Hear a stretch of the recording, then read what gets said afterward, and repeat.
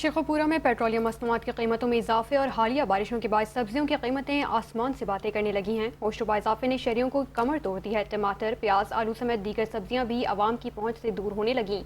इसी हवाले से मजीद अहवाल बता रहे हैं हमारे नुमाइंदे मोहम्मद शराज सिंधु। शराज, बताइएगा। आज बिल्कुल पेट्रोलियम मसनूआत की कीमतों और हालिया बारिशों के बाद जो है वो मंडी में जो है वो महंगाई का एक नया तूफ़ान आ गया है। सब्जियों की कीमत में जो है होशरुबा इजाफे ने जो शहरियों की जो है वो कमर तोड़ दी है।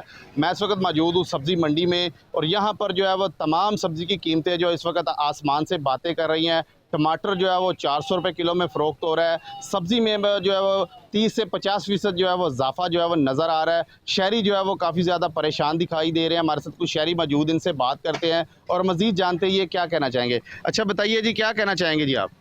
सर, मंडी में जो रेट है ना सब्ज़ी की बहुत ज़्यादा है। तो टमाटर जो है 350 से 400 किलो रेट है इसका। तो मार्केट में कोई चीज़ स्टेबल नहीं है। स्टॉक मार्केट की वजह से जैसे स्टॉक मार्केट बढ़ती है, जैसे ये इनका सब्जियों का भी रेट है। बारिशों की वजह से, चलो बारिशें तो कम हुई हैं जितनी भी हुई हैं, लेकिन ये है कि सब्जियों के रेट बहुत ज़्यादा हैं। लोग शहरी परेशान है, गरीब बंदे की पहुँच से ये सारी चीज़ें दूर है।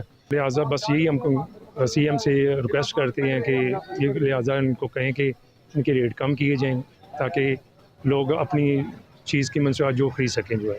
हाँ जी, बिल्कुल शहरियों का यही कहना था कि मंडी में जो है वो तमाम चीज़ों के रेट जो है वो बहुत ज़्यादा लगाए जा रहे हैं। शहरियों ने वज़ीर आला पंजाब से अपील की है कि प्राइस कंट्रोल मेजर से और ज़िली इंतज़ामिया को हदायत जारी की जाए कि ताकि जो है वो शहरियों को जो है वो सब्ज़ी की कीमतों में जो है रिलीफ फराहमी जो है वो यकीनी बनाई जा सके।